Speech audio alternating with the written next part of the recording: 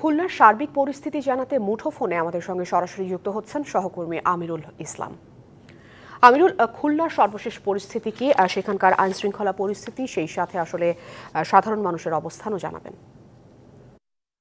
খুলনায় যে কারফিউর জন্য নিরাপত্তা ব্যবস্থা জোরদার করেছে আইন শৃঙ্খলা রক্ষাকারী বাহিনী, বিশেষ করে যে গুরুত্বপূর্ণ স্থানগুলো রয়েছে, স্থাপনাগুলো, সেখানে যে নিরাপত্তা জোরদার করা হয়েছে। অনুরূপ ভাবে খুলনার প্রধান প্রধান সড়কগুলিতে যে বিভিন্ন স্থানে প্রবেশ দ্বারগুলিতে তল্লাশি চৌকি বসানো হয়েছে এবং এখানটায় আইন শৃঙ্খলা বাহিনী সদস্যরা এই তল্লাশি চৌকি দায়িত্ব রয়েছেন এবং এছাড়া থাকছে যে প্রবেশ দ্বার এবং যে পুলিশের যে টহলের ব্যবস্থা, আইন শৃঙ্খলা বাহিনী টহল ব্যবস্থা জোরদার রয়েছে। যেমন মোটরসাইকেলের মাধ্যমে যে টহল দেওয়া হচ্ছে, অনুরূপ ভাবে যানবাহন রাখা হয়েছে বিভিন্ন স্থানে, বিশেষ করে পাড়া মহল্লায় যে টহলগুলো, সেই টহলের জন্য যে যানবাহন বা মোটরসাইকেল ব্যবহার করছে এবং তল্লাশি যে চৌকি বসানো হচ্ছে, সেখানটায় যারা আসে তাদের কিন্তু জবাবদিহিতার আওতায় আনা হচ্ছে যে কেন বের হয়েছে, কি জন্য বের হচ্ছে, কোথায় যাবে।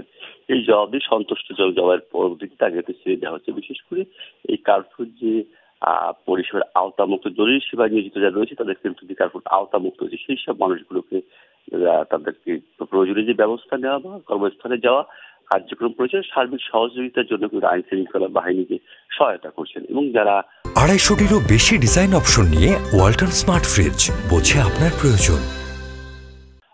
ভুল ক্রমে বা উৎসুকতার সাথে যারা আসে, তাদেরকে কিন্তু আইন শৃঙ্খলা রক্ষাকারী বাহিনীর যে সদস্যরা রয়েছে, তারা কিন্তু বুঝিয়ে তাদেরকে পাঠিয়ে দেওয়া হচ্ছে যে এইভাবে এটাকে যে কারফিউকে লঙ্ঘন হয়। এবং এছাড়া যে টহল জোরদারের পাশাপাশি যে জনসচেতনতা, যেহেতু বিশেষ করে কারফিউর যে বিষয়গুলি, আইনের যে দিকগুলি, সেগুলোকে নিয়ে কিন্তু যে জনসচেতনতা তৈরির লক্ষ্যে যে মাইকিং এর যে ব্যবস্থা, সেই মাইকিং ব্যবস্থা গ্রহণ করা হয়েছে। বিশেষ করে আইন শৃঙ্খলা বাহিনীর পক্ষ থেকে যেমন করা হয়েছে, অনুরূপ ভাবে ব্যবস্থা নেওয়া হয়েছে যে জেলা প্রশাসনের পক্ষ থেকে। এবং বলা যায় এই কারফিউর যে সার্বিক নিরাপত্তা ব্যবস্থার জন্য যে আইন শৃঙ্খলাকারী বাহিনী যে সমন্বিত যে সভা, সেই সভা অনুষ্ঠিত হয়েছে এবং সবার মধ্য দিয়ে যে কি ধরনের ব্যবস্থা নেবে কোন স্থানে। আমিরুল ইসলাম, আপনাকে ধন্যবাদ।